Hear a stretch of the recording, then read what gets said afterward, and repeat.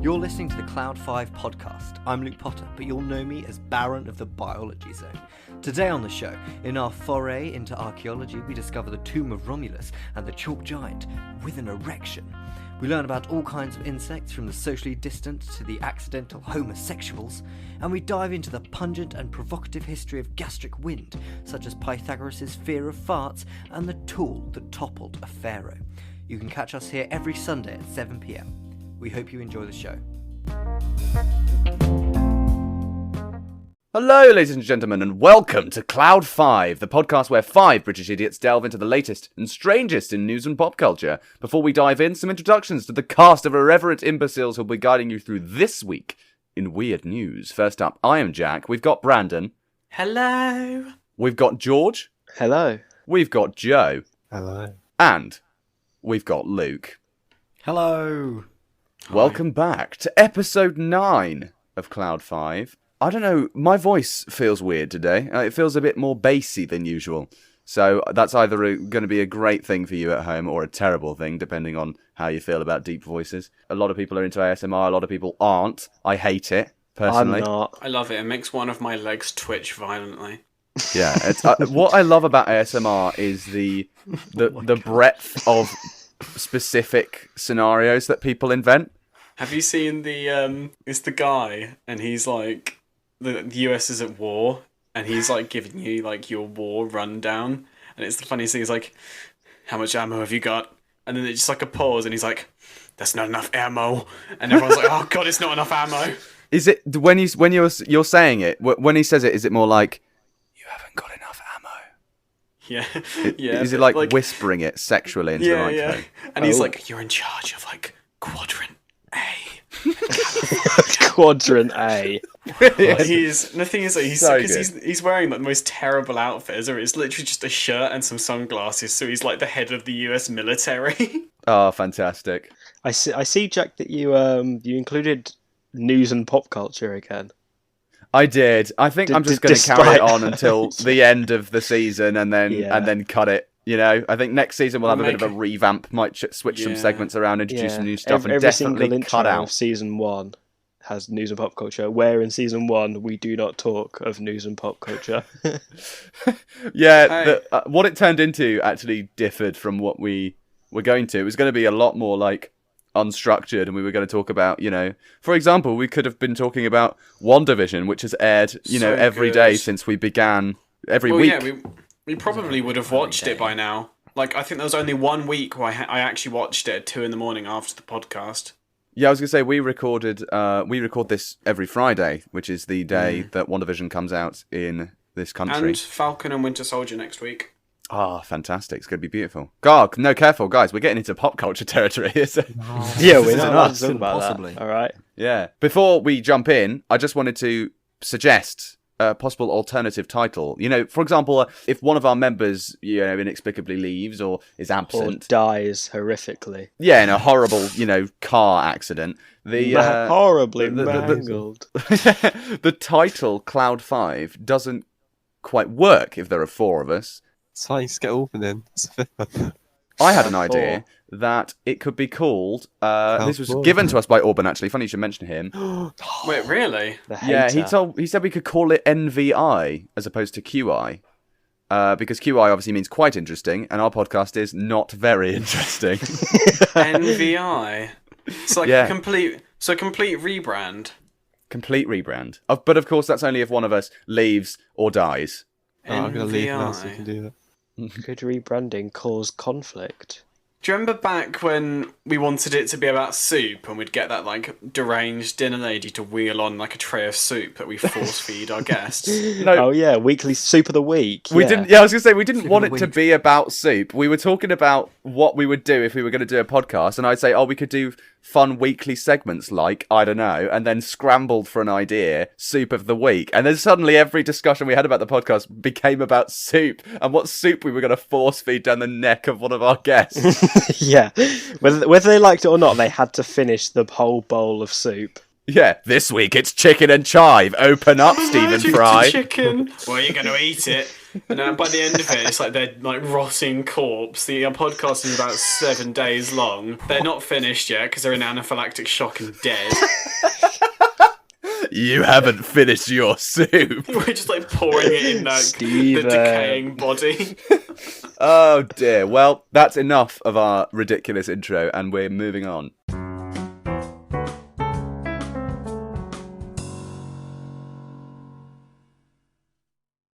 First up, it's Headliners, the weekly segment where you lot fill in the gaps of the zaniest headlines I could find in the depths of the internet. We've got some interesting ones. UK retailer Shoe Zone has named blank as its next finance boss after predecessor blank walked away from the role. Is the first one Michael Gove? Oh, is it Nigel Farage? No, although that would be amazing if Nigel Farage, leaves politics and goes, you know what, I'm going to go into the shoe business. Oh, yeah. No. Shoe retail. I think it's people named after shoes, because if you work at Shoe Zone, you're like not right. So, Okay. Sorry, all Shoe Zone employees. I just really don't like Shoe Zone. Once, many moons ago, I bought a pair of shoes and I wore them out. And as I wore them out, they ripped and broke. How much were they? Like £2? They were like, I think all I had to do was like nod at the person, and they gave them. You just had to enter Shoe Zone. You get a free pair of shoes. They just push This it, is please so take terrible. them. Like, what do you expect though? If like you're going to a store and the shoes are like horribly cheap, like they're not going to last you like more than 1 hour. No, it's like shoe per week, innit? You go in every More week. than 1 hour. Yeah. Well, I think it's Sammy Sock replaces Tommy Sammy Toe. Sock. Who is Sammy Sock? Who are these people? They're foot people. They've got foot fetishes. That's why they Foot work at Shoe people. Zone. Well, let me talk to you. This is the best. Right. UK retailer Shoe Zone has named Terry Boot as its next finance boss. Oh wow! Oh my God. Who's After- Terry Boot? After predecessor Peter Foot walked away Oh from my the role. god! Brandon was Pete- close. I was Yeah, close. Brandon's rationale was absolutely spot on, as Brandon it's was going on to be the related right to shoes lines, in and some way. we all ridiculed him. Yeah. Yeah. You all laughed at me. Like, You're who would not you laughing choose to now. like bet on in a fight between Terry Boot and the Foot dude? Somebody Peter Foot. Foot dude! That's his Boot full or name. Foot? Foot Boot or dude. Foot? Who would you choose, Peter Terry or Boot Foot? Oh, I've got a guy with Boot Foot. Peter Terry or Boot Foot. Boot Foot. Oh, that's funny. Oh, brilliant. What an amazing name. Well, there isn't much to talk about the headliners. Usually I give a bit of context as to There is no the article. context. There isn't any context. Really, it's as simple as it sounds. A guy called Terry Boot has replaced Peter Foot as the finance boss. But I do have, seeing as we're talking about hilarious ironies and coincidences, this headline, you don't have to guess it, I'll just read it to you. Reporter robbed of camera at gunpoint while filming a piece about robberies. Hey, that's like that basketball guy. It's like the guy is like filming about this person who did a half-court shot blindfolded, and then he does a half-court shot, basically not looking at it, just like reenacting it. Brilliant. He literally does it on camera. It's so funny. This one's less triumphant. There's also one about someone who got a lottery ticket, and then as they're reenacting their win, they got another lottery ticket and one even. Yeah, they Yeah. got another winning one. Oh, mine's really morbid. Mine's like there was a news reporter talking about like robberies, and then like there was an open gunfight between like an armed robber and the police in the street, and he just sat there watching it like, huh. Well, I mean, he got a lot of footage there, some helpful footage. This one, Don Ford, a reporter for KPIX5 News, was shooting a story on the rise of robberies in San Francisco's Twin Peaks neighborhood since certain roads were closed off during the pandemic. The roads had previously led to tourist attractions, but with local thieves' main targets no longer visiting that area, they've resorted to robbing the people that live there instead. Ford was interviewing nearby homeowners about the robbers when a white luxury sedan pulled up. 3 men stepped out, with a 4th remaining in the vehicle, and robbed Ford at gunpoint, proclaiming, "We're taking the camera." Did they take the camera? They did, and nobody was injured, but everybody was a little shaken. So there you are. Filming You get away robberies, with it. areas famous for robberies, got expensive recording equipment, you're going to get robbed. Do you know what would have been of help? Meddling kids. How do they know this? How do they not know that it was like some stupid accident? They just like broke it accidentally, but they had to make up this massive story about how it was robbed. So they Well, don't if they've got the footage, they probably got it back. yeah, but how have they got footage? The camera was robbed. How do we know that the footage isn't fabricated? Oh yeah, because Yeah. there's still the what? Yeah, the camera was robbed. It got taken. How do they have it? Maybe he just didn't want to do the filming, and he just pretended it got robbed. It was all a scam the whole time. Can't trust mainstream media. Maybe he stubbed his toe and it was a little bit awkward and he weed a little. What? What? What and What? what and what? Maybe he stubbed his toe and weed a bit, and then constructed an elaborate conspiracy that someone stole his camera so he could hide the real footage of him pissing himself. Yeah, let's be realistic, alright? Second headliner. Luke, you heard this one earlier. I had to include it somehow. But so this is for the other three. I'll zip my lips. Zip your trap, Buster. Teacher convicted of pouring blank on student's groin. Bleach. Boiling hot oil. Acid. Hydrochloric acid. This was in a class. These are all good guesses. His bank of semen. What that he keeps on site. Magma. It is, yeah. Just like a huge, like, big Magma. ball of magma. Magma in school. When you were in secondary school, Brandon, did you often see the chemistry teacher wandering around with a jar of magma? Yeah, the vat of magma. Yeah, The jar of yeah, magma in a glass jar. Yeah, yes. Definitely wouldn't melt. I'll get mine in Definitely wouldn't plastic. shatter. It would just, Yeah. like, explode immediately. I keep mine in a lead and asbestos chamber. Asbestos is my favourite thing to breathe in on a Sunday morning. Well, the answer is teacher convicted of pouring liquid nitrogen on student's groin. Oh, Frozen Willy. Yep. Chilly Willy.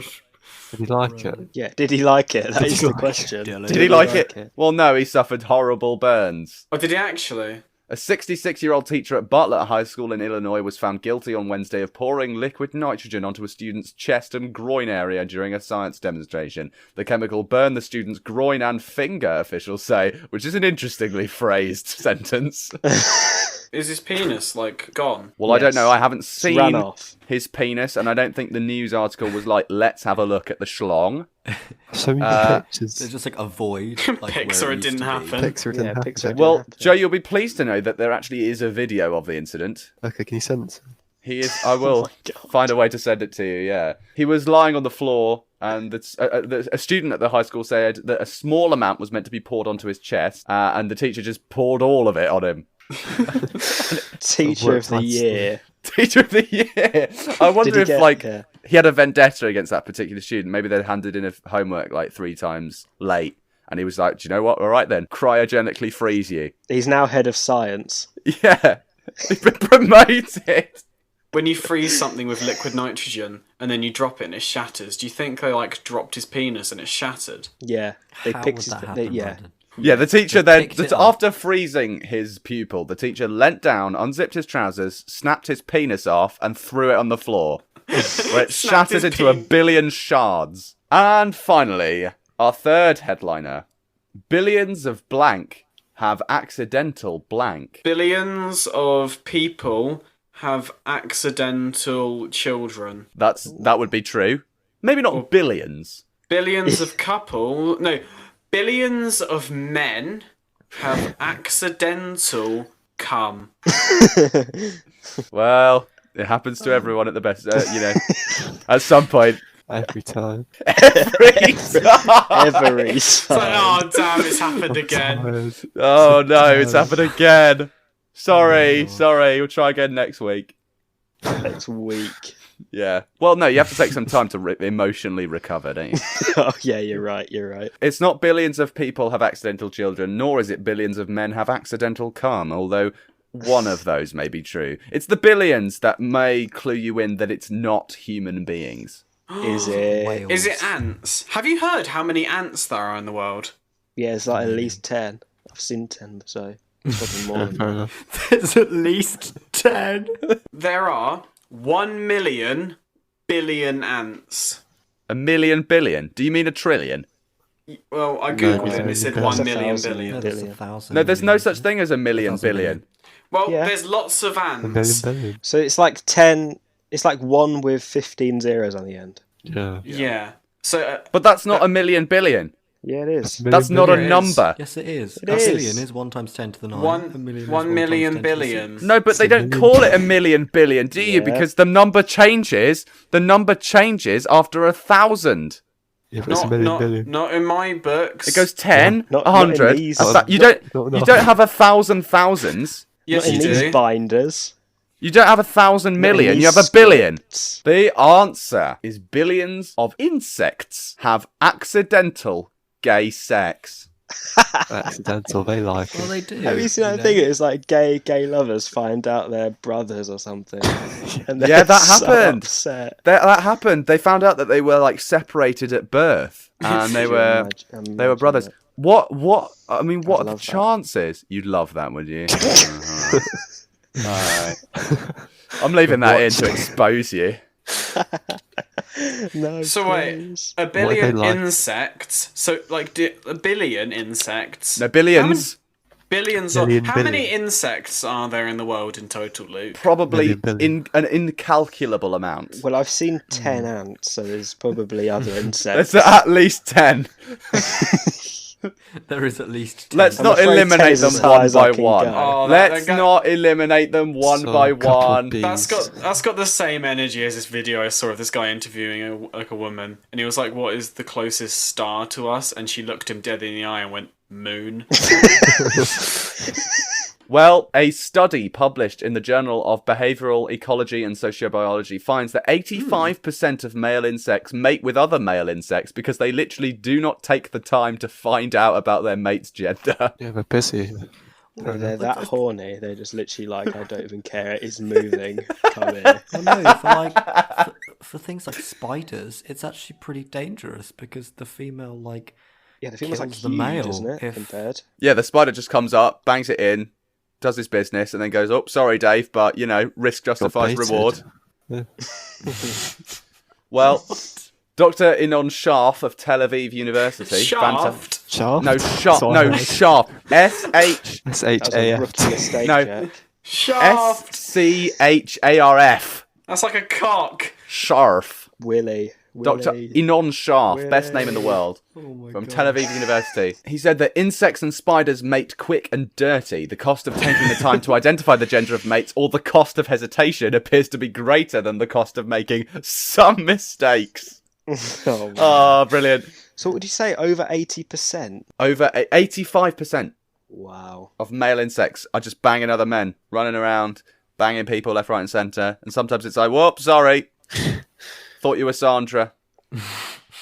That's billions of insects having accidental gay sex. It'd be hilarious if human mating was as dangerous and humans just had to go up and just had to just immediately like I'm sorry like like Are you a man too late? I tell you what, no men would wear their hair long. If you have any headliners for us, tweet us at Cloud5Cast.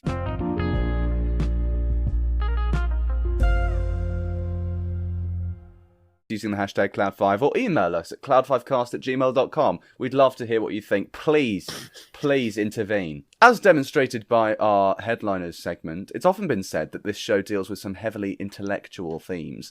We've been referred to as the Confucians of Cambridgeshire, the Socrates, the Aristotles, the Platos even of the podcast Erudites world. of East Anglia. Exactly, the erudites of East Anglia. that was Beautiful, off the cuff. I love that. Well, today is no exception. I hope you have your Nobel Prize speeches written, gentlemen, because this week in Weird, we're talking about farts. I see.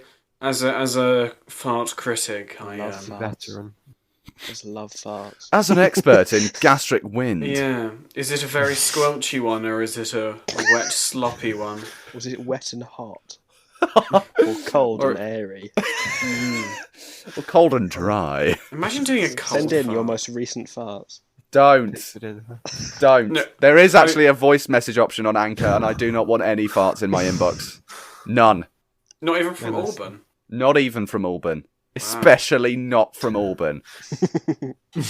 Mean. Well, I saw a tweet from Aaron Hansen of the Game Grumps saying, "I'm not a religious man, but the Innu, that is a native Canadian tribe in parts of Quebec and Labrador, worship a god named Matshishkapu, who communicates to humans through their farts And translators would translate if, like, their farts were fast or loud or long, and every fart was important, and also he was the strongest of all the gods. Wow. Wait, what religion is Right. this? This is the Innu, and these are native people who live in parts of Canada. There's about 18,000 of them roaming Yeah, I around. wouldn't suppose That's you quite a know. lot. Yeah, there's a lot. Now, obviously, I couldn't see that tweet. I mean, we were on a podcast based around useless trivia and crazy, toilet humour. I couldn't leave that tweet. I had to go looking. And not only have I found out about Matshishkapu, I have also found out the entire, history of farts. Wait, Oh what? my god. How? It's What do you like mean, the history. the history of farts. I mean, like Bless us with your knowledge. the cultural significance of farts throughout history. This is a wonderful day, and I want to share it with you guys. Please do. Now, obviously, I started my research on this particular god, Matshishkapu. I went digging, but the Wikipedia article for Matshishkapu simply reads, in Innu mythology, Matshishkapu, and then in brackets, the farting god, is the most powerful spirit.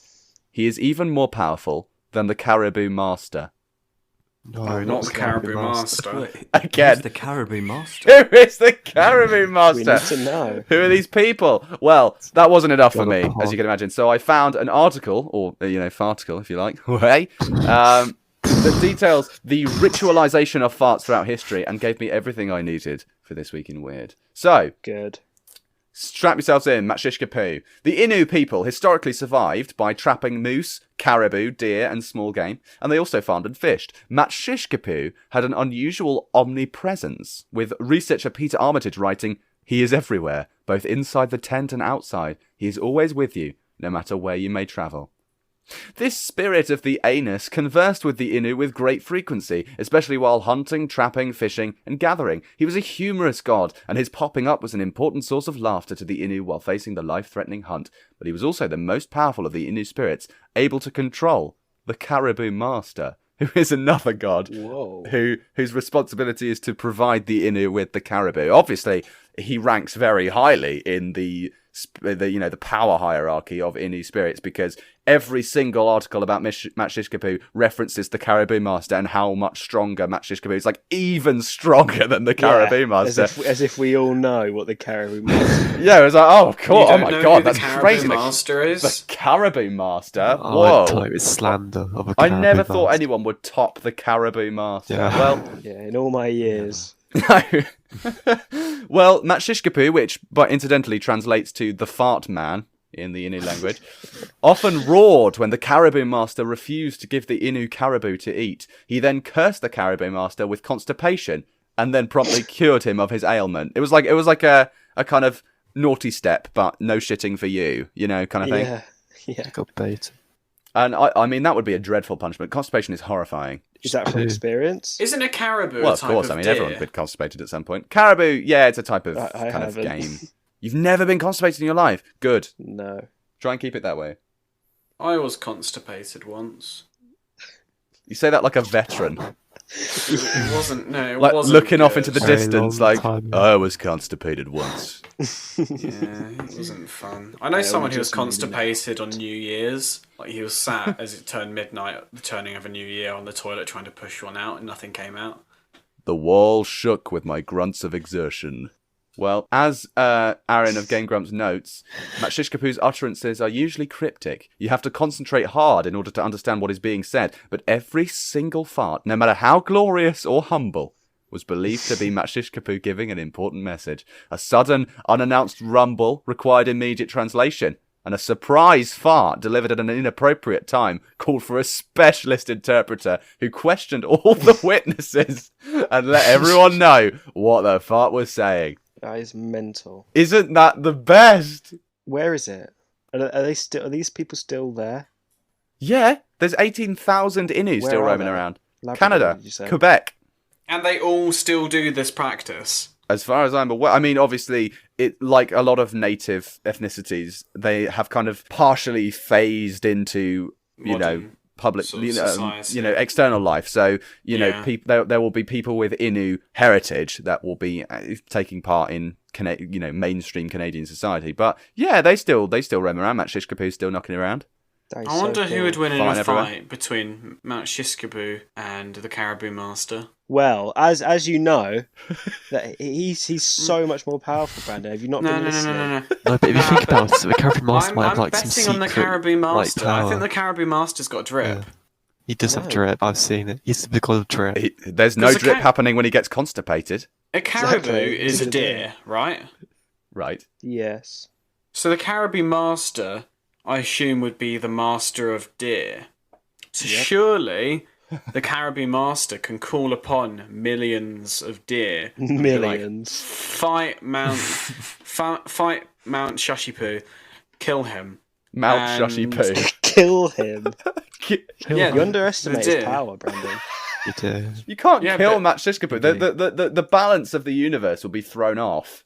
If everybody would be constipated forever. Right, listeners, when this podcast goes up, I'm going to do a poll. Yeah. I'm going to be like, whose side are you on? The Caribou Master or Mount Shishkapoo? You'd be a fool to take the Caribou Master's No, side. he's got drip. If you take What the do you Caribou mean? Master's side, you're doing something right. Yeah, Where do Caribou you Master's sit where on the this, real Luke? ones We've go. got a fairly even spread. I mean, I trust my sources that Mount Shishkapoo is the strongest of the gods. Fake. So does Yeah, I George. agree. Joe and Brandon remain sceptical, hedging their bets on the Caribou Master. Where do you sit, my friend?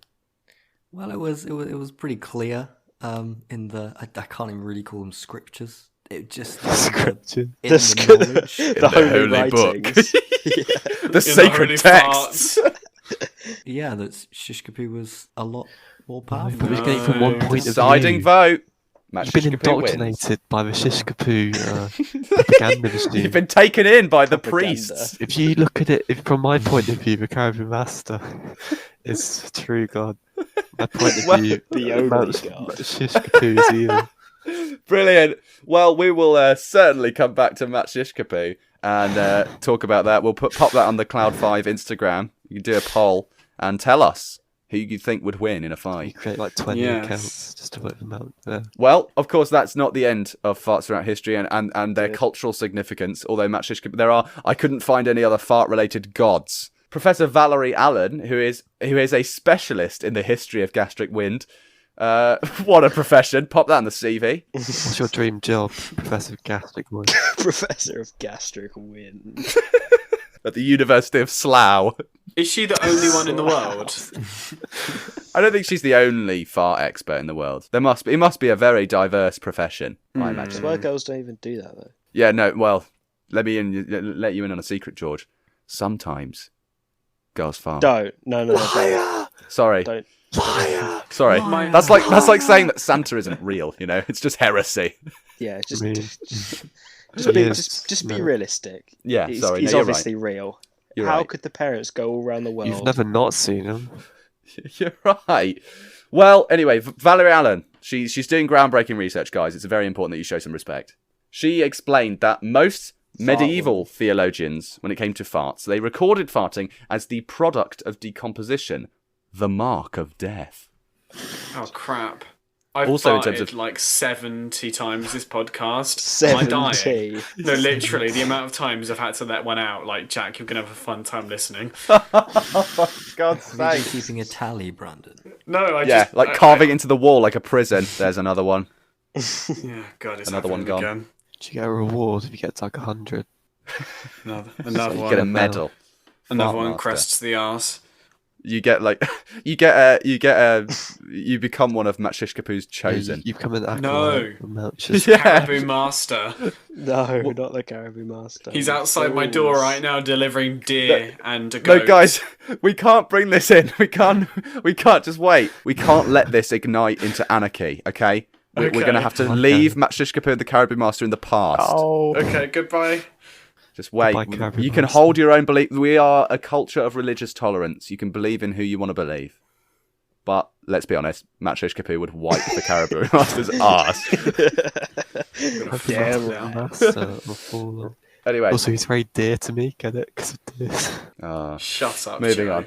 There's a mystical religion called Manichaeism that at one point claimed to have Saint Oh, I know what that Augustine is. among its members, and he believed that farts were the act of freeing divine light from the body. He also Right. referred to people who could produce odorless musical sounds like singing from their behinds. Oh my god. He I think sounds like a that's fun dude. I think it was popular in like Central Asia, or with nomad places. So Oh, really? maybe There's a lot of.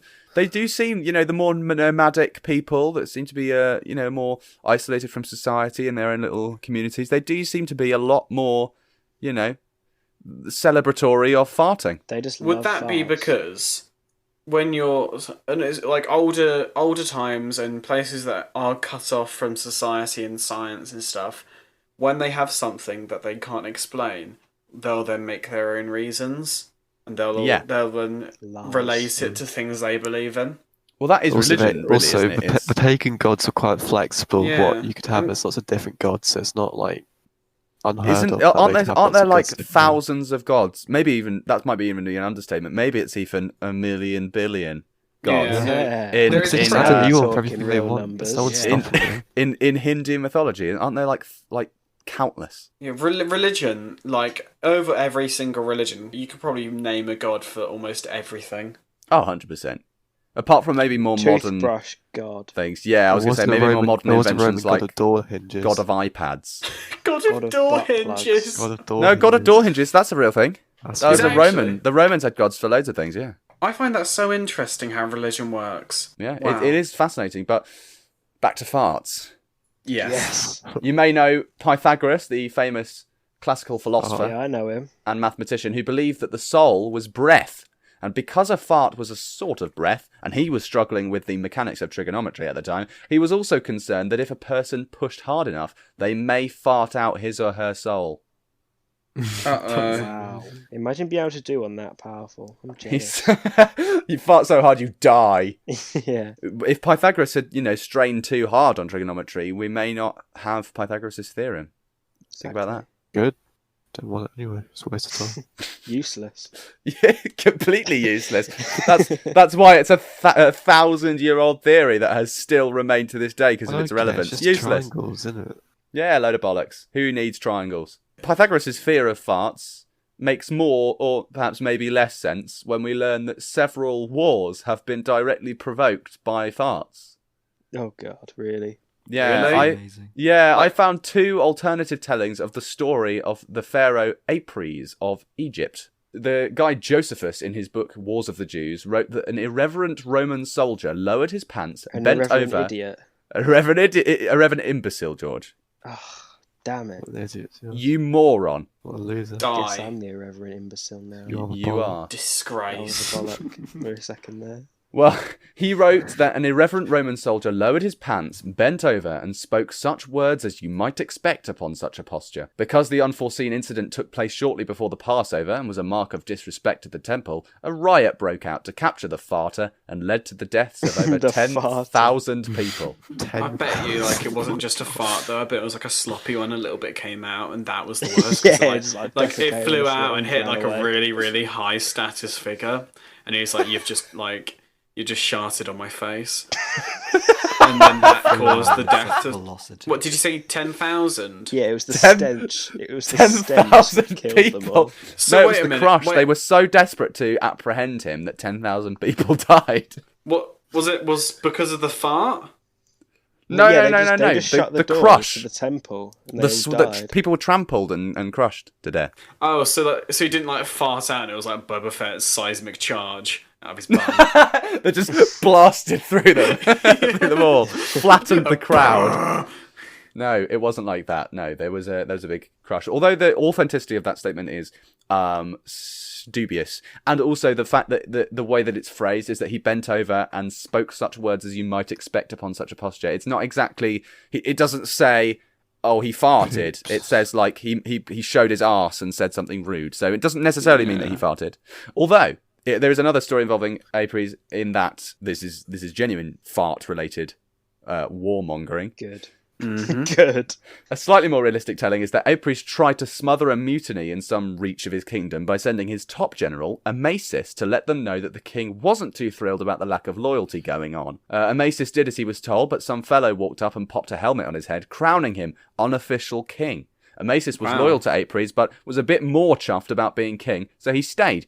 And when Apries got word, he sent another messenger called Partabemis to meet Amasis and insist that the traitor turn himself in. He arrived on horseback and began scolding Amasis, who raised his buttocks from the saddle, farted, and told Partabemis he could send that back instead, along with a message that Amasis would go back, but would bring some friends with him. So obviously, threatening and farting at the king of Egypt.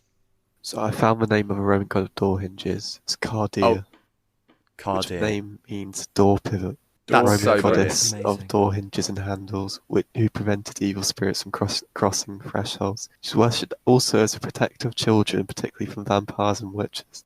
Vampires. That's so brilliant. Most useful god ever. Well, the Cardia cult. Fantastic. Well, obviously, Partabemis was not too thrilled about that, went to relay the news to the pharaoh, who then chopped his nose and ears off as punishment. Which is kind of, I felt like maybe a disproportionate reaction. It's not his fault, is it, poor P-boy? P-boy. Boy. Well, the pharaoh mutilating him, that proved a big mistake because P-boy was a beloved subject. And civilians who heard of the P-boy. mutilation sided with Amasis, who then met Apries on the battlefield in There's no Memphis way his name and is flattened P-boy. him. No, of course his name isn't P-boy. I It was- can't his name handle is the name P-boy. Her name is Partabemis, but I was just thinking, P-dog, P-boy. It's the Oh, nickname. He was popular, is what I'm trying to get at. And he, was mutilated, and everyone was a bit like, oh, that was a bit mean. Why'd you do that to my buddy That was a P-boy? bit mean. And so they were like, yeah, bring on the new guy, Amasis. Let's get on his side. And so he Get met him in. Apries on the battlefield at Memphis and utterly eviscerated him. Put it on his face, I've heard. Yeah, well, you're right. Amasis became official king and initially showed respect to Apries by keeping him prisoner rather than executing him, but the public thought that was offensive, so Amasis handed him over to be strangled and buried. Strangled. Yeah. Strangled, then buried. That's what you get for killing Like, that P-boy. was- Yeah, don't kill P-boy. Don't do that. Frowned Bloody upon to do that. Romans. It's not even shoot the messenger. I love if that was the phrase. It's like, oh, don't shoot the messenger. Instead, it's, oh, don't cut my nose and eyes off, or whatever. Don't punt P-boy.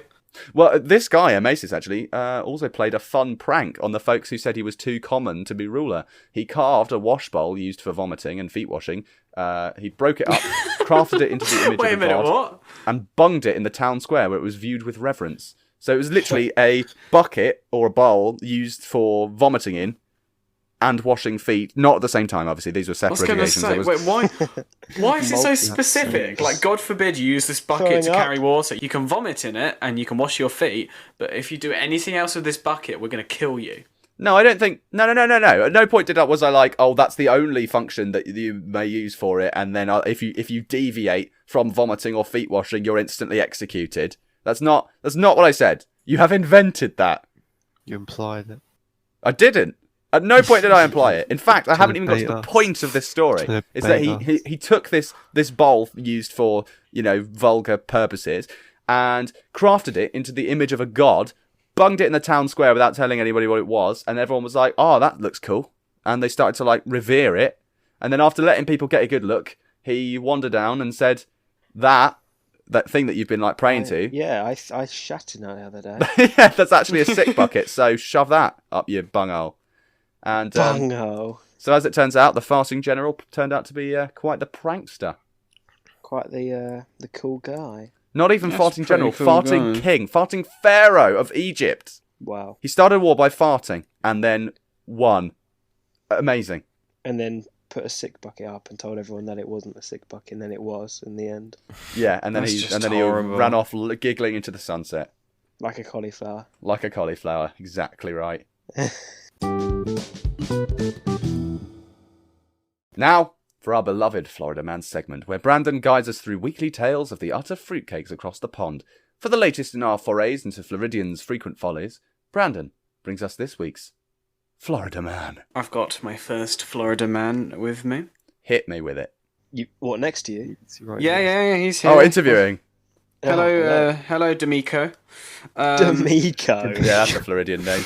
Yeah, so Bonita Springs man pulls out dank gummies instead of ID for deputies. What the hell are dank gummies? They're exactly what you think they are, Jack. Yeah. I don't know what I think. A Bonita Springs man was arrested Monday after pulling out a package of dank gummies while searching for his ID for deputies. What are dank gummies? Marijuana, weed. edibles. Yeah. Oh, is that what they are? Do they So- really call them dank gummies? Is that a widespread Dank thing? And have I just gummies. demonstrated my utter lack of drug knowledge? Do they call it that in our country? Do No, people go, "Oh, you got any they dank? just- You don't got any dank gummies on you?" It's I've just never called heard edibles. it actually being used, but I just Guys, you guessed. can actually that's buy what them it on was. Amazon. Literally called dank gummies. Yeah. Ziploc bag. Bro, it smells like Sounds dank gummies right now. It gets Bro, really somebody good. I was dank reading this gummies. earlier and I realised how, mental this guy is, right? Right. So basically, he's called D'Amico Lopez, he's 40, and he's His facing... name is D'Amico. I thought you'd made that up. No, it's actually his name. He's facing drug possession charges because witnesses called the police to report that he'd nearly hit a gas pump at about midnight. Snitches. So High on those dank gummies, bro. so basically, they found him at this gas pump Too because dank. he called AAA asking for help because his car wasn't starting. Right. Dank Yeah. gummies will do see. So when they asked him to get his driver's license, he rummaged through his pockets and he pulled out a small package labelled dank gummies. He also pulled out a medicated nerd's rope and showed it to the police. Oh, he was off his tits. He totally thought the dank gummies was his ID, didn't he? It's funny, but just like them being labelled dank gummies is like literally like pulling out a bag and they've just written drugs on it or something.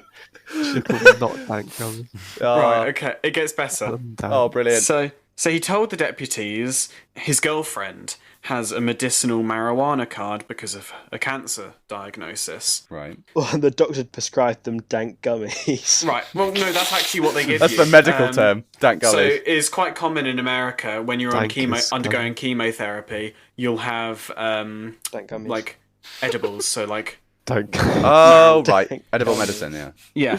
yeah, but basically, How dank are so- they, though, to be fair, though? Well, it would have been fine like if they managed to prove that he was just bringing it for his girlfriend, until they found a package of cocaine on him. Yeah. Right. So I was taking that to my girlfriend. I have no knowledge of cocaine, but I think a sort of a regular amount people get is about 1 gram. That's usually Probably, yeah. yeah. He had 27.5 grams of cocaine. That must have been my worth gosh. loads. I'd like to imagine that he was that probably was more before he embarked on that journey, because there is no way that if you were asked to give your ID, you'd be like, "Do you want to look at my dank gummies?" Yeah, so this and took some for the his ride. mugshot picture, he is his eyes are closed, he's smiling, he's definitely having a fun time. He is dank as hell. Dank gummies. That's a brilliant. Thank you. Dank gummies has now entered my vocabulary, and I will never stop using it. The next one, right? I've kind of got a trend of Florida men dressing a certain way. Florida man accused of jumping naked on neighbour's trampoline before breaking into home. Oh, pre-break-in. Jesus. So basically, this guy went to break into a neighbour's home, and he decided to go and jump on her trampoline whilst completely butt naked, and then decided to break into the house again while still completely naked.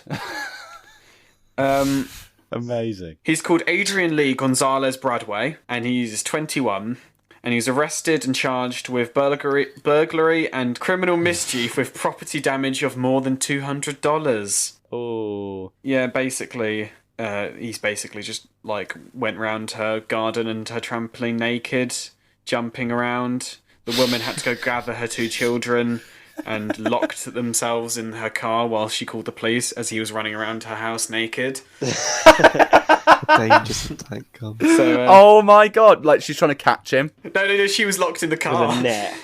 Oh, I thought she was like, "You stay here, kids," and then ran back in. I'm going in. Going he's sprinting around down the corridors, like laughing, cock and ball swinging around. Laughing menacingly. She's trying to tackle him. Helicopter. Yeah. So my final one. Oh, brilliant! I love that. That's it. There's so many nude stories, aren't there? Yeah, they're literally Naked people. Most of them there. are like really small stories because like no one really knows what to write about. It's like, yeah, he was new. But this final one has become an academic article because of what this Florida man did. Oh, please tell. So, Chemical composition of dank gummies. it was a bit tricky to read, so I've just kind of Finally, I've read. dank gummies. So basically, it's a 43-year-old African-American man with a history of hypertension and chronic kidney disease. Oh no, poor guy. So basically, he, with this sort of respiratory failure he was like admitted to hospital. He had basically undergone this because he was poisoned by pufferfish and cocaine. What? He had ingested pufferfish liver Why? as well as Liver. canned food and cocaine. What? Where did he get hold of that? I don't know, because you know pufferfish is like, it's a Japanese delicacy, fugu, and you have to undergo years of training just to prepare this single course, and your final exam is cooking it for yourself and eating it, and if you fail the exam, you die. Oh my god. Gotta win then. Which part of the fugu? I assume the liver is not a common delicacy. You have to like sort of butcher the fish in a very specific way, or it leaks like deadly toxin into the meat. See, this is Why eat just it, absurd. Why go to all of that when it's just a bit of food? Go to McDonald's. McDonald's. The McFugi. McFugu. Like the chef like drops dead. You're like, oh, I'm not gonna eat fugu today. Oh, there goes another one. Oh no. What? So where did he get the liver? Was it some like dodgy? Was it the same place he got the cocaine? Was it a guy in a trench coat? Opened up the trench coat. It's like loads of pieces of fugu in there.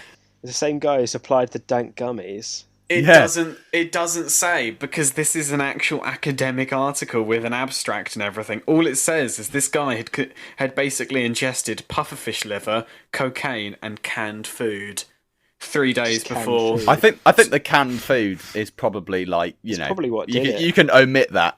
To be honest, you can leave that bit out. That bit's not really going to be like, oh, and canned food. Good lord. Yeah, why do they even include canned food? As if Yeah. that was like a variable in his death. Well, it probably That's- was that's because it's the- a medical that's the- article, isn't it? So Yeah. they've got to be like, oh, we've got to cover. If he ate some dodgy tuna as well, maybe that kick-started the fugu reaction, or maybe it was the cocaine, possibly the Class A drugs.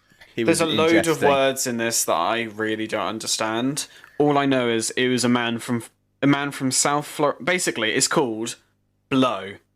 A case of pufferfish intoxication in South Florida. Like, honestly, like, it's too hard for me to read because I'm not trained and I don't know all these medical terms. I'm not trained in reading.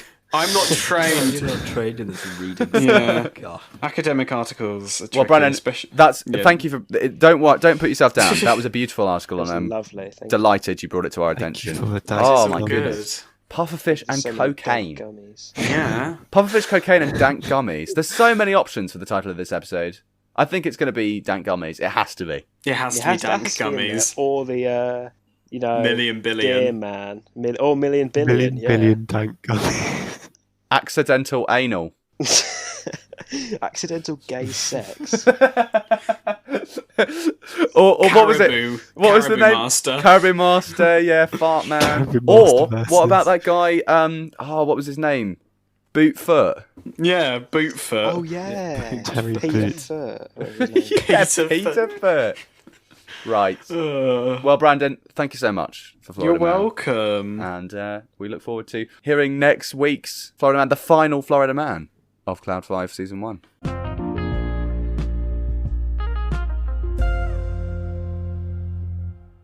Also, this week in Weird, we've moved on from farts to obviously something a little bit more, highbrow, let's say. Or even maybe just middlebrow. It doesn't have to be, the heights of intellect as long as it's not literally farts and shitting and sex. That's not what we want to be known for. Fine. I mean, It is. So, complete this bonus headliner. Discovery of biblical blank unleashes archaeological fracas in Israel. I think What's I'm a saying fracas? fracas right. I think it just It's means like like ruckus. chaos. Yeah, like a it be ruckus. like Yeah, a A rumpus. biblical something, did you say? A biblical blank. like a biblical. Oh, I don't know what. Scripture. like a biblical sort of argument, Foreskin. like something like a biblical contradiction, something that contradicts the Bible. Magazine. Oh, Biblical do you know what? foreskin. I would love it if it was biblical porn magazine, but no, it's one word. How cool would that be? biblical Biblical Bible. How would that be? biblical Bible, As opposed to a non-biblical Bible. No, biblical- I already know what it is. biblical It's Quran. easy. There you The go. answer is It's the biblical foreskin. the biblical No, that foreskin. was actual Aren't there thing. quite a Was few that the rules thing? in the The Bible singular about one. foreskin? I mean, obviously, people follow it to different. But you know, Abraham in the Old Testament, he did a bit of. Wasn't Jesus circumcised? I don't know. Probably. Because he was a Jew. Yeah, he very well by that logic. Yeah, but he probably was. No, but yeah, I think like some medieval times, like his like alleged foreskin of Jesus was like a real good Oh my God, was that a collector's item relic? to get. Was it a reliquary? Was it Oh, what, like the one of the Catholic churches had it and like claimed to have? But It's like, probably because you know, Dude, there's lots of fake bits. So we it could might do a not have whole actually been his. segment about the crazy shit that the Catholic Church has claimed Oh, to it's possess. called the holy. It's Oh called my the God, it holy actually exists. prepuce. It The is holy Or what? the holy foreskin. The holy. I don't know if I'm saying right. Prepuce. Yeah. Oh my God. Holy foreskin. It's one of several relics attributed to Jesus, a product of a circumcision of Jesus. At various points in history, a number of churches in Europe have claimed to possess Jesus' foreskin, sometimes at the same time. Various miraculous powers have been ascribed to it. Oh my God. They're fighting over it. Oh my God. The actual forbidden foreskin. And there's been like trafficking of it. That's This is- amazing. So wait, so basically, there's an entire sort of Christian thing going on foreskin. with relics attributed to Jesus. And one of Yes. them is literally his crusty foreskin. That's amazing. The What's the that? Catholic Church, which is famously super conservative when it comes to attitudes towards sex and sexual freedom and stuff like that, are parading around the shriveled foreskin of a 2,000-year-old Apparently, man. it was reported stolen by a local priest in 1983. Where it was He found. spirited it near away in the dead Had of to get his night. hands on it. I want The a thing heist is- movie about the priest that stole the foreskin. The thing is, though, some of like the relics attributed to Jesus make sense, like the crown of thorns, the true. His shroud. There's one called the true cross, which is like apparently the cross that he was crucified on. So The some of them relics, make actual sense because they relate to events in the Bible. Yeah, but who would Yeah. harvest Jesus' foreskin and then keep it? Harvest. Like he was a boy. They wouldn't be like, because they didn't know he was the son of God at that point, so they wouldn't have been like, let's keep hold of that. That might be useful in 2,000 You never years. know, Jack. There could have been some weirdos going around, grave robbers, like, Stealing get all the foreskin. foreskins we can. The foreskin bandits. The article called For Shame is literally like a conspiracy theory about the Vatican stole it so people shut up about foreskin, so maybe Well- the Vatican like have it in their like vault. It is a conspiracy all along. That is one of my favourite derailments of this podcast so far. New My title favourite idea. tangents. No, the Jesus, foreskin bandits. foreskin. Yeah, foreskin bandits. Well, I'll give you the answer of this discovery. It's not as good as the foreskin now, but the Damn it. discovery of biblical toilet What? unleashes archaeological fracas in Israel. Wait, So they biblical basically toilet? found... Yeah, they found a symbolic toilet from the 8th century BC in Jerusalem that could be a clue to religious reforms in the Kingdom of Judah. And by religious reforms, I mean literally shitting on the shrines you're trying to drive out of business. So this is why I wanted to talk about this, because this was like an underhanded move by the king of Judea at the time, and he wanted to get other shrines out of business. He wanted the only worship in Jerusalem to be Yahweh, God, essentially. So he would... I'll read you the article. In Tel Lachish, I'm absolutely not saying that correctly, but it's an Iron Age city within Jerusalem, and they believe they have found a gate shrine within Israel's largest city gate. And the ruler at the time, King Hezekiah, enacted campaigns of religious worship and reform that made their way into the Hebrew Bible itself on multiple occasions. In the corner of said shrine, there is a stone seat with a hole in the centre. Now, archaeologists not only believe it's definitely a toilet, but it's also a toilet designed specifically for desecrating the shrine. Literally. Why though? What? So is it above the shrine? No, it's not above it. No, it's in it. Oh, I thought you meant like so you go to the shrine and then someone would like open up a secret from a compartment height? in the ceiling and poo down like from above. They're like the priest. The priest is in there doing his incense and his rituals and whatever, and there's a whole congregation, and then suddenly you just hear a scrape as the hole in the ceiling opens up, and just some fetid poo falls onto the shrine itself mid-service. Yeah. That would be better. What is the shrine for? The shrine was some worshipping some other god, such as Baal. Baal is actually considered a demon in a lot of texts. In the Hebrew Bible and the Christian Bible, he's kind of become one of the archdemons. That's where we get Baalzebub or Beelzebub from. In the Bible, it says in the second book of Kings 10:27, then they demolished the pillar of Baal and destroyed the temple of Baal and made it a latrine to this day. A latrine. Yeah. That's funny. So altars within the shrine had also been desecrated, and the archaeologists reckon the damage lines up with biblical references to Hezekiah's campaigns to concentrate all religious worship only of Yahweh in Jerusalem and outlaw it everywhere else, Lachish included. So they destroyed the shrine, and they were like, what do we do now? Let's make a toilet so we can poo on it. That's exactly right. That's exactly what they did. That is mental. I think that the Black Lives Matter campaign could have made some use of this. They threw statues in the river. Why do that when you could literally turn it into a toilet? Yes. Oh my god, yeah. Just shit inside. Anyone listening, please make that happen. Please. If you want to get rid of Winston Churchill's statue in London, I won't accept any way other than setting up like a toilet cubicle around it and people routinely gathering to poo on it. Not around it. Within. Make the hole like his face. Yeah. No, like the pillar that he's standing on becomes the latrine, and he's like stood on top of it. He's like guardian of the toilet. Yeah. Well, Hezekiah did all this. This kind of behaviour stemmed from his belief that his ancestors hadn't worshipped to a satisfactory degree because they turned to other gods. So to remedy this, he made sure people literally and figuratively defecated on the holy places set up to worship those gods. Which I think is a work of genius. I mean, that's a master move. What I think is weird, right, is religion back in like the ancient times, like thousands of years ago, it was ever changing, ever evolving. Yes. Now it's completely stuck to tradition, and it very rarely changes. Yeah. Why do you think that is? I don't know what it is. I think it's just because we're just learning. I think it's because there is a sense of, because progress is happening so rapidly. And, recently, we've come a long way in the last, say, 100 years. Oh, yeah, a lot of stuff has happened that we would consider to be progress. And because of the rise of social media and stuff like that, we're all aware of these strides being made. And what seems to happen, and it's posited by plenty of, sociologists and stuff like that, is that the rise in, like, extreme religion and, fundamentalism comes from a kind of a pushback, like a cultural pushback. They see their rules are being threatened by the progress of society, not adhering to the 1,000-year-old book anymore. And therefore they kind of close ranks and become more insular. And of course, this isn't everybody. There's plenty of religions that are totally accepting and really, on board with the changes being made. But some of the more fundamental groups, will have gone further down the other end of the spectrum. Yeah. Also, the Abrahamic religions are a lot less flexible than the ancient religions as well.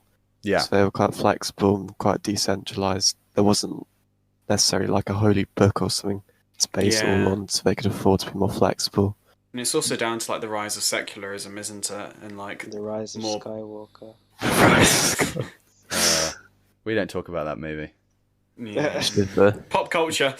Pop culture, yay! We got some in. Moving towards the discovery aspect rather than the toilet aspect, finally we can talk about something other than, bodily fluids. 2020 was actually a fantastic year for archaeology in general. There was a new addition to the Nazca lines. Does anyone know what they are? Nope. I recognise it. No. Yeah, they're these big, they're called geoglyphs. They're huge, and they're in the Nazca Desert in Peru. And they were made between 500 BCE and 500 CE. That's BC and AD for anyone who is interested. They basically I'm not interested. They basically made depressions or shallow incisions in the desert floor and like kind of took pebbles away and left some different coloured dirt in there to make these huge paintings or carvings in the soil that have remained to this day. Well, even through like weathering processes and like storms. Well, because it's a desert, so there's not a lot of wind action going on, and it's amazing. And obviously, I think there's probably some preservation schemes in place to make sure that they do stay that way. But there's a new one. Found in 2020, and it's like a child's doodle of a cat.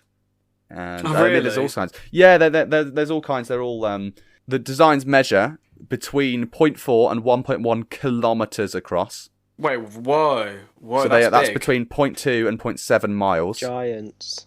The combined length of all of the lines is over 1,300 kilometers. That's 800 miles. Wow, that is really cool. More than 70 of them are zoomorphic designs, including a hummingbird, a spider, a fish, a condor, a heron, a monkey, a lizard, a dog, a cat, and a human. There's also trees and flowers, as in drawings of trees and flowers, not just trees and flowers, just knocking about. That's really interesting. Like, why would an ancient civilization decide, let's, like, sort of mark down and illustrate species, like, animals and plants that we've discovered? Do you think, like, they're trying to leave it as a message? Well, Brendan, we could talk for a long time, actually, about this one thing, because the Nazca lines are fascinating. Opinion is divided on what they're for. What is it, just decoration or whatever? The general consensus seems to be that they represent something to do with the sky. So either they might be icons of deities in the sky, or they may correspond to constellations or heavenly shapes that they've seen. I like this kind of thing. Other theories are that they indicate water flow or irrigation schemes. They're part of rituals to quote-unquote summon water. The spiders, birds, and plants may be fertility symbols. They might act as an astronomical calendar. They are amazing. But we have our own. The UK is home to quite a few chalk lines in buildings. People might be familiar with the horse. There's one or two white horses on hills. Yeah. There's also. Has anyone heard of the Kern Abbas giant? Nope. No. I think so. Oh, I'm so happy I get to break the news. The Kern Abbas giant is a massive chalk drawing on a hillside in Dorset. It's basically... I'm so happy. Oh no. It depicts a standing nude male figure with a prominent erection. Yes. And wielding a large club in its right hand. I will put it in the Discord. This is amazing. I'm supposed to be going to Dorset for geology field trips next year, so I'm going to be like... I hope you visit this place. I will send you pictures of him if I see it. Here comes Kern Abbas giant. There he is. Oh my god! It's like this half. And the Kern Abbas giant is such a famous landmark in this country. I've seen... I think I got someone a postcard with the Kern Abbas giant on it when I went to Dorset on holiday. My question is, right... Because that was clearly made by like a very, very old civilization or society. How did they know what that because obviously they don't have access to helicopters. Obviously, how do they know what they were drawing? Because they could have accidentally done it wrong. They would have never known. Yeah, what if his penis was like on his head? He'd be like, "Oh God, you've messed it up." Like, do you think they just had the ability to like guess? If you go, what I mean. That is an interesting theory, and I have wondered that before. How do they get it so good? They don't have bird's eye view. Practice. They don't have because I can't even draw like that. And I'm looking at the paper. Modern equipment to build big things. Like the Egyptians didn't even have a wheel. They made the pyramids. They built them out of the pyramids. Yeah, it's like Stonehenge, which is it's supposed to be. Isn't that like Iron Age or something like that? It's just crazy how they managed to lift those things up. People have been trying to figure it out for ages. Brandon, it's interesting you say that the Kern Abbas giant is a ancient thing. The origin of it is actually unclear. We don't really know where it comes from.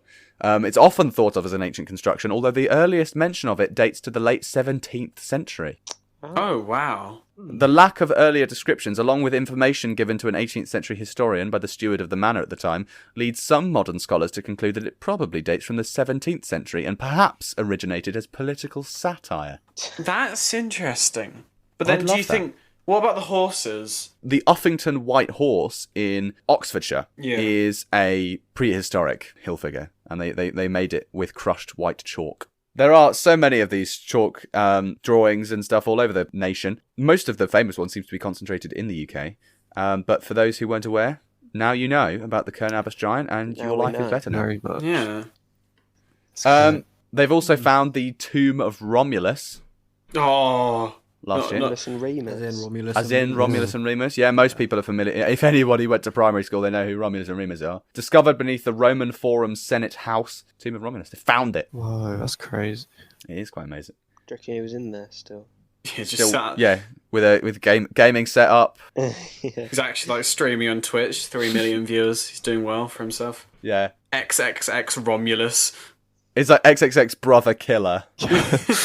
Well, watch me prank my brother with a rock. Gone wrong. Pranking my brother with a boulder. Gone wrong. Cops Calling called. Remus at 3 a.m. challenge. Oh my god, he actually answers. The final thing that I wanted to talk about in terms of archaeology last year was a 9,000-year-old burial site of a female hunter, also in Peru, like the Nazca lines, which disproves the commonly held belief that male early humans were hunters and females were gatherers. There were also female hunters knocking about.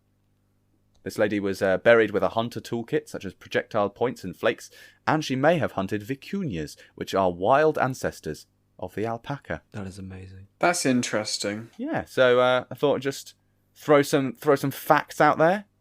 Thank you for those facts. You're welcome. Yeah, this is actually really interesting.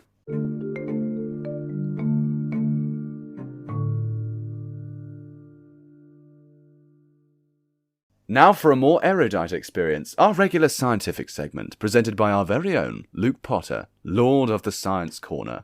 What have you got for us today, Luke? I have got quite an apt topic. So I've got social distancing in nature. So obviously, over the last year, we have been, or should have been,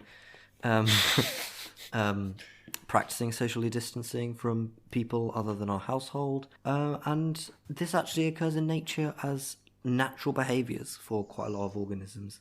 I've been practicing it in my household as well, to be honest.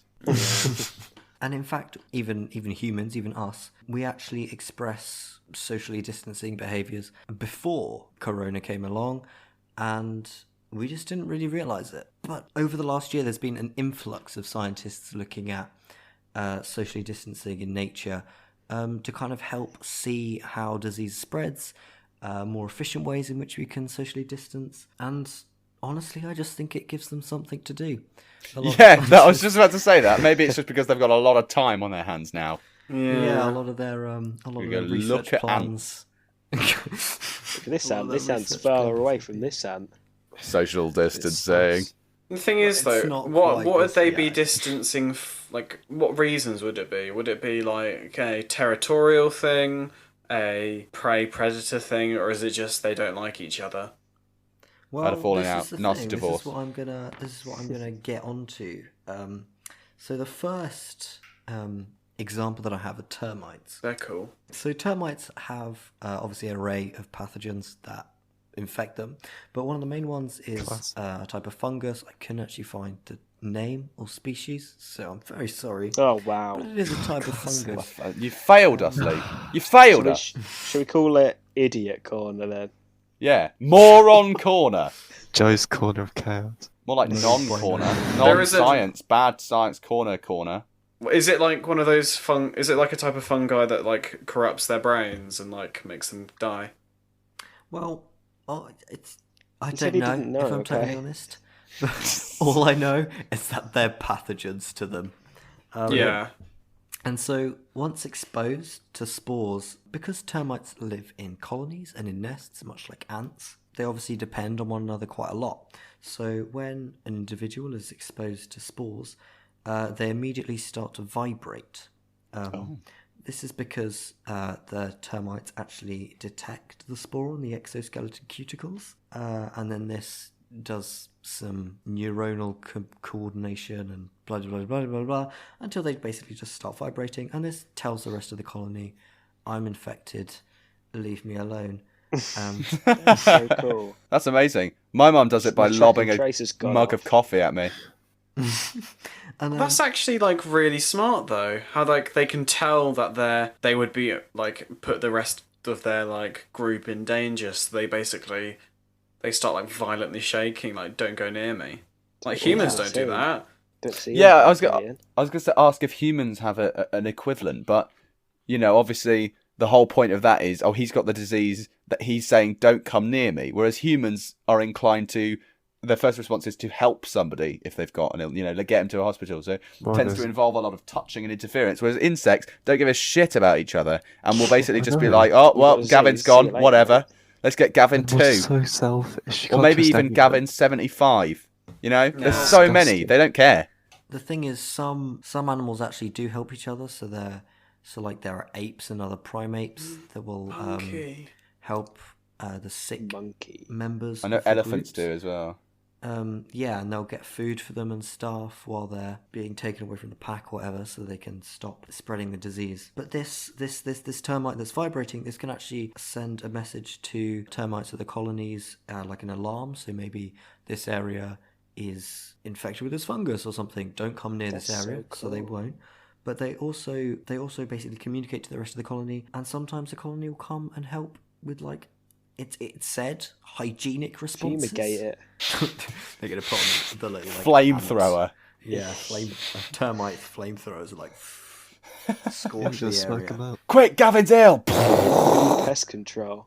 Yeah, Smoke them out. Anyway, so as this research continued, scientists actually managed to find different groups of this socially distancing, and so the first one is called passive self-isolation, and this is basically the behaviour of people that are sick or animals that are sick, and when they directly or indirectly reduce their contact with other animals of the same species. So this is actually seen in humans. We just ignore it. So when we have a cold or the flu, we feel achy, we lose energy, we don't want to get up, we don't have a sunny disposition, and we ignore that and we go to work anyway. So, give it to everyone. Otherwise, we get fired. You're like sitting there, like drooling all over the printer, like snot coming out of every orifice. You're like, I'm fine. Well, in obviously in like ages ago when we were actually dependent upon the environment. Yeah, I remember that. Those good old days. You're alive, weren't you? Miss them days. Hunter-gatherer. We would use this behaviour to stop the disease spreading through the group of humans that we were with. Because if all of us come down with this really bad flu, the group will not survive. But nowadays it's less needed because actually I have no idea why. There's bad stigma, basically. Everyone's like, oh, you got a cold, you stayed off work or something. You're like, yeah. oh. So, yeah, what? Yeah. It's quite a sad indictment of like our society, isn't it? Yeah. That we prioritise work so much that like you can't, if you're feeling horrible, you can't stay off. Yeah. Well, you can, but if right. you do, you're seen as a coward or a layabout. But surely you're doing that to protect the other people you're with. Well, yeah, you think Yeah, so. It might get better, like once you go back properly, like because of COVID and that. People might realise that. So this is why I think obviously the world has had such a struggle to actually keep indoors when they're ill or even when they're not ill, because obviously they're used to, if you get a cold you just like it or lump it, Yeah. you just keep going, but then all of a sudden it's like, I've got coronavirus, I can't go anywhere. Yeah. And so another example of this are vampire bats. So vampire bats are basically bats, indicated by the name, that drink blood of other organisms.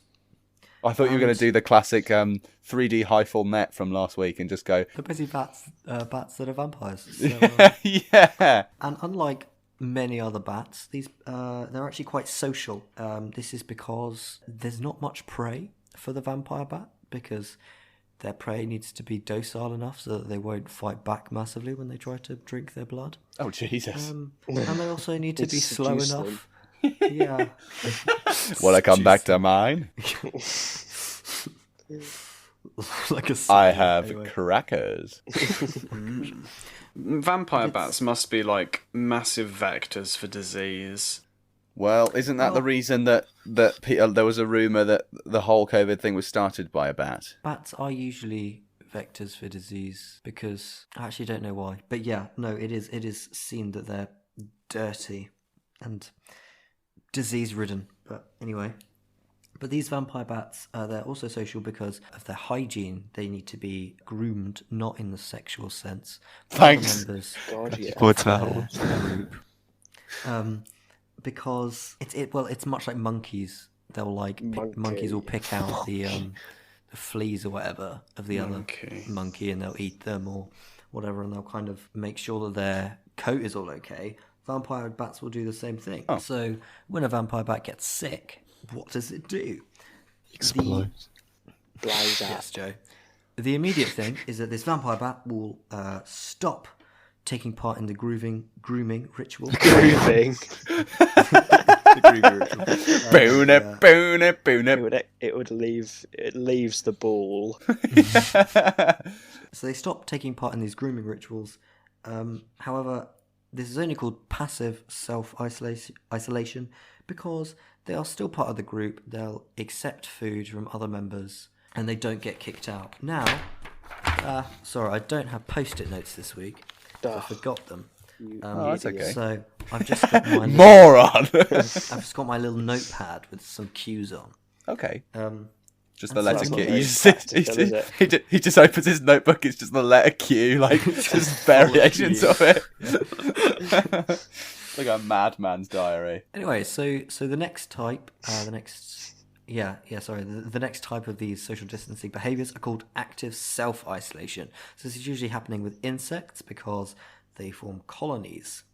And this is basically where an individual is actively removing themselves from the community. So this happens really frequently with eusocial insects, so stuff like ants and bees that form colonies and hives, because they depend upon one another so much that if a disease spreads through, for ants for example, if a disease spreads through the whole worker ant population, they're going to have very few ants like in total doing other jobs because ants from the other jobs will become workers and blah blah blah blah. Anyway, so these insects will remove themselves from the colony. Usually when it's especially bad infections, when they'll die, they'll just remove themselves from the colony, take one for the team, and die elsewhere. Amazing. So this is I'll take one for the team. Yeah, exactly. This is miserable and alone. Yeah. And so this is seemingly quite good because it's altruistic. So they're going out of their way for the betterment of the colony. Legend. I know. What a legend. That's sad. Outside of these eusocial insects, there's actually very few species which show this altruistic outlook. Because, I mean, as we've seen from humans, we just kind of do it anyway. We don't really stop our day-to-day life for a cold. The next one, and the final type that I'm going to talk about today, is called enforced isolation. This is probably the most hilarious. Here come the ant police. Goodbye. Yeah, this also happens in eusocial insects, but it happens when certain individuals of the colony have short-circuited in their brain. And haven't decided to be altruistic. So, an example are virus-infected honeybees, the healthy members of the honeybee population. Yeah, the honeybee, the healthy honeybee workers will actually drag Oh my god. the infected out of the nest and chuck them out. That's so cool. They're like bouncers. For the betterment of the queen. Yeah, I know, it's so cool. It really is. You know, the royal metaphor when it comes to bees is so apt, isn't it? Everything about their life is like a monarchy, isn't it? It's amazing. So cool. They've got bouncers. They've got the queens. They've got like the hierarchy of drones and workers and all that shit. It's amazing. Yeah, but we're still animals. And they give us honey. And honey's yummy. And also they do all the pollinating. That's why we're all alive. But ignore that. Honey is yummy. I'd gladly die if the bees die as well. You would sacrifice your own life to take out the entire population of bees on Earth. Yeah, I'm sacrificing myself for the good of humanity. It's not for the good of humanity. If bees go, we go. You should be thanking me. Bees are like one of the most key organisms on the planet. What are you saying? Okay, they're freaks. They just have to die. Thanking me. I bet you every single bee around. on Earth thinks, you know that Joe? Yeah, he's a right freak. Yeah, like the hive is full of wanted posters with your face on it. Yeah. It wouldn't surprise me. They've tried to get me before. Reward, Lots of Tried to get you, honey. but I dodged them. No, I just punch them in the Dodged their face. attack. Punch them out of the air. Oh, that's why bees like go to sting humans, because they want to check if it's Joe. Yeah, they're getting curious. They see a human that looks a bit like Joe, and they're like, "It must be him." Don't worry. Quick, we must Next time take I him to see the a queen. beehive, you just got to drop kick them into The the wasps are like hitmen, Yeah, they're the assassins. bounty ocean. Wouldn't hunters. surprise me. Well, they're a murderous evil species, the bees and the wasps, which should be Amazing. eradicated. They go out, they have their time out, and they come back. You know, the bouncers are at the door. They're like, "You ready to come back in now? You going to cause a scene?" And he's like, "No, sorry." It's like sorry. an inclusion officer. Yeah. Are you ready? Are you emotionally ready to return to the hive? Yes, I am. To return to All right, society. Brandon, I can Have you beam written these. your screening 10,000 process. Oh, wait, lines no, of I didn't. words yet? I must not infect everybody with the plague. Yeah, right. It Have you 58 take- times. Well, you know honey is like a natural antibiotic. Yes. Yeah, right. Can't they just I like love smother the bee in honey? I don't think that's how it works. Oh. It's not like the elixir of life. It's like Donald Trump saying, Drink inject yourself. It's Oh, not exactly. quite the With same as Donald Trump disinfectant. saying inject yourself with disinfectant. Lathering yourself in honey is not an actively harmful activity, is it? Unless you've got diabetes. Unless you're allergic to honey. All right, we're moving Actually, in on. ancient Egypt, they used to cover slaves in honey so they'd attract all the bees and the wasps so did. they didn't get them on Oh, themselves. really? Yeah, they did. I just do that just Oh. to kill the bees and wasps. I Is just that trap what that Nicolas Cage movie's about? Where he's like, No. not the bee. Oh. No, that's not a movie about Nicolas Cage going to Egypt and then they force him to strip naked and cover himself in honey to ward the bees away from the king. God. should be. Oh. Well, thank you, Luke, for sharing your wisdom as ever. And I mean, you've brought some wonderful stuff, some very, very topical content for us today, and it's been fascinating. Thank you so much. Yes. You are more than welcome.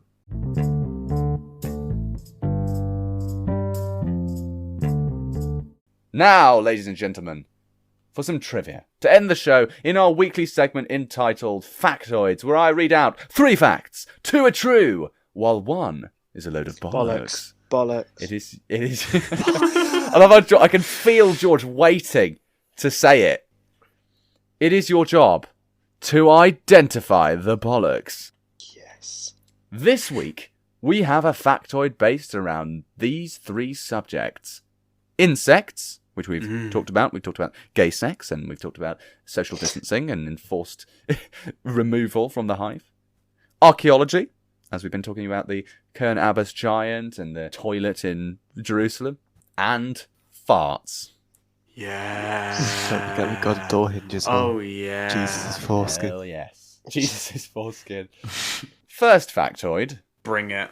Honeybees quack. What? That's a load of honey. Second you on factoid. Actually, quack like a duck. Second factoid. The oldest human teeth in the world were found in a car park in Leicester. I can kind of believe that. No, didn't they find Richard III there? Yeah, is it buried beneath a car park somewhere there? And factoid number 3. The oldest joke in the world is a fart joke. Oh. Brandon, are we going to have a wager? Well, I haven't even thought about it yet, to be honest. Right, I think the third one's fake, so... I'm thinking it's the middle one. Well, Okay, that's a I was wager. thinking, That's a I wager. think, but I'm not 100% that was Richard III. But Yeah. would that be the oldest teeth ever? No, they got loads of teeth Probably. Because somewhere. I know there was a monarch found under London Station or Boudica, one of the two.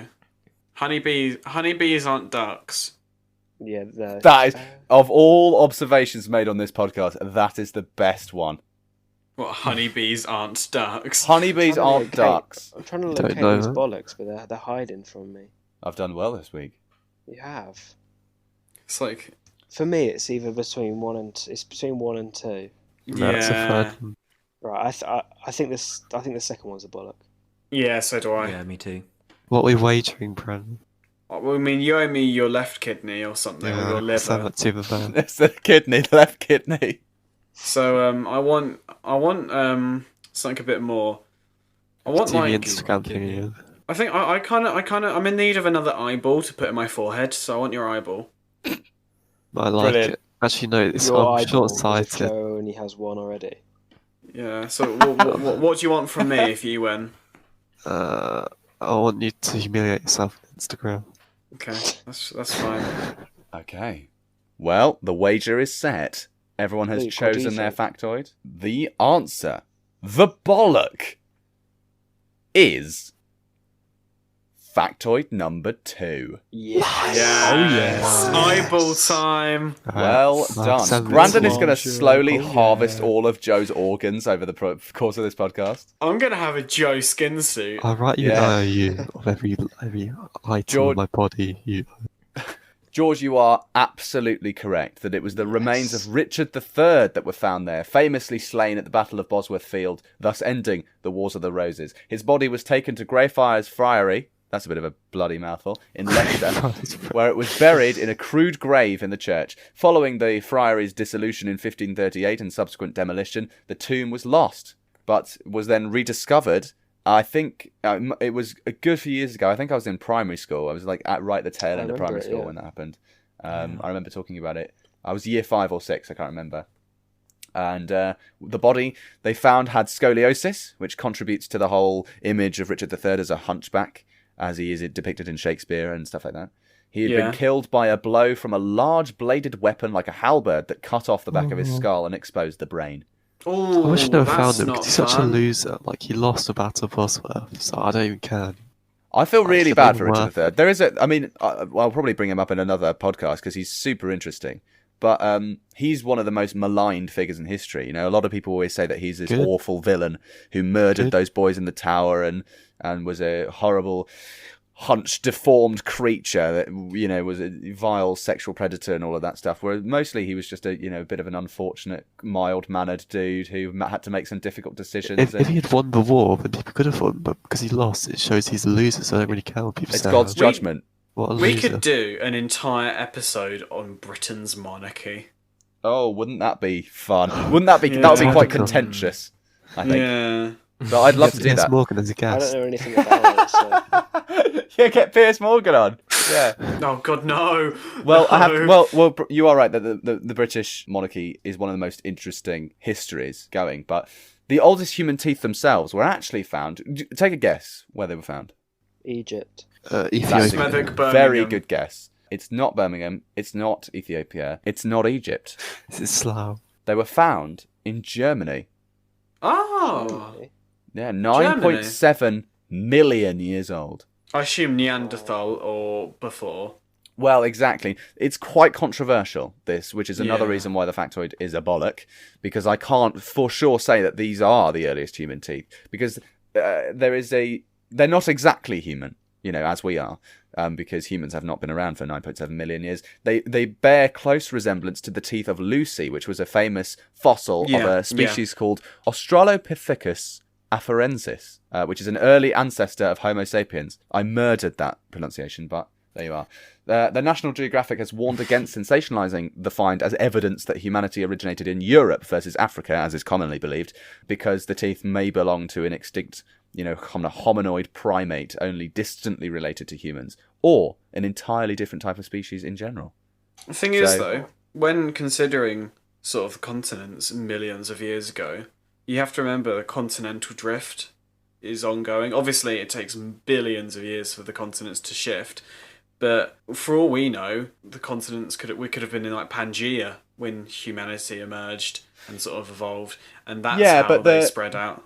But like you say, I mean, the continents drift, but I mean the locations very, remain very on the same places. You know, Egypt has always been Egypt. It's just moved a bit. Yeah. So the humans will have, you know, if the humans emerged from Africa, as most scientists seem to, you know, believe, Africa, those humans will have always come from what we now know as Africa. It's just Africa has now moved to a different place on the planet. So it doesn't necessarily mean they came from the exact latitude and longitude as they were discovered now, but, you know, they were found, that's the location they were found, you know? Yes, Africa. Yes. Honeybees quack. They do. How? That's it. Right. They So do. wait, Yeah. Next factor. So honeybees are ducks. Yeah, exactly. There you are. Your observation. is a lie. If more than one queen lives in the hive, something called piping occurs.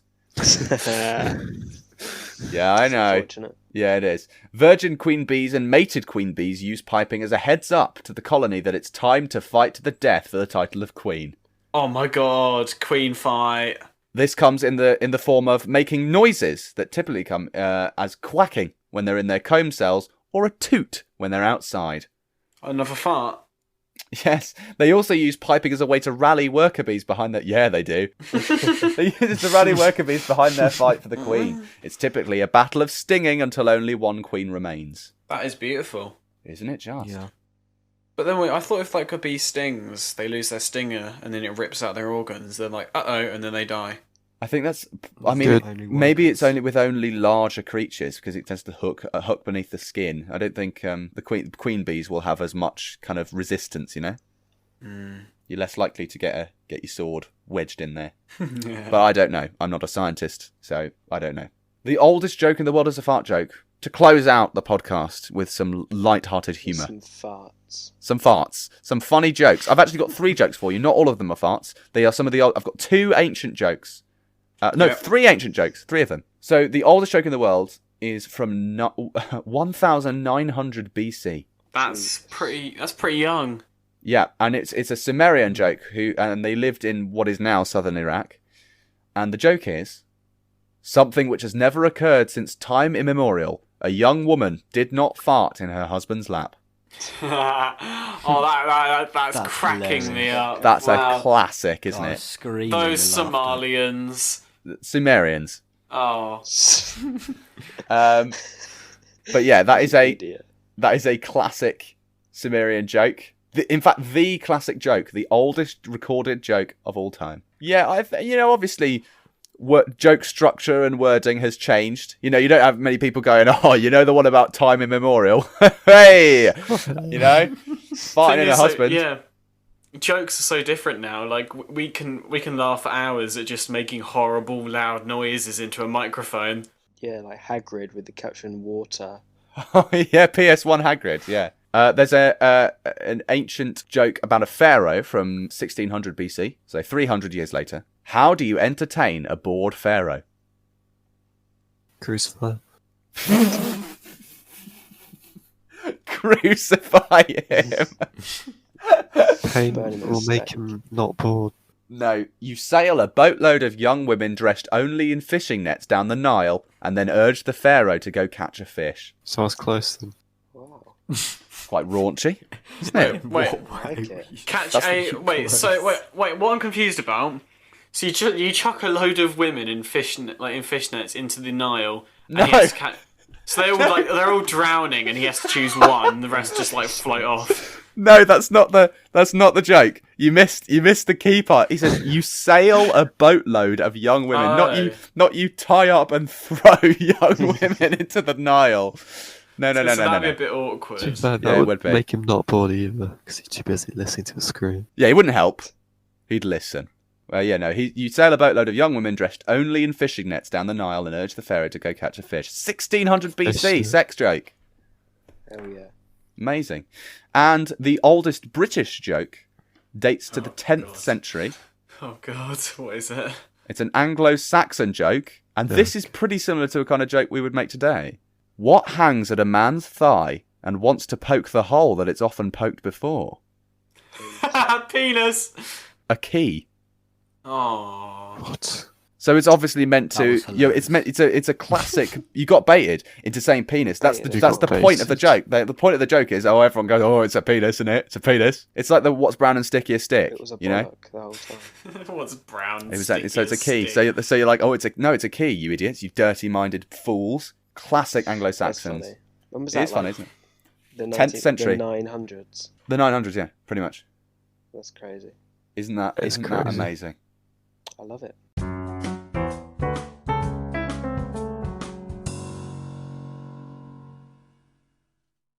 Well, that does it for this week's episode of Cloud 5. We hope you've enjoyed our nonsensical ramblings and perhaps even learned something fun. If you have any questions, facts, corrections, or silliness to send our way, you can contact us at cloud5cast@gmail.com, leave a comment on the Cloud 5 Podcast YouTube channel, or tweet us at Cloud5Cast using the hashtag Cloud5. It's a long one. This has been the longest recording session we've ever done. But we have talked about some great stuff today. We've this has probably been the most mixed bag in terms of vulgarity and intellectualism. Yeah. You know, well, we've covered a lot of I stuff. agree.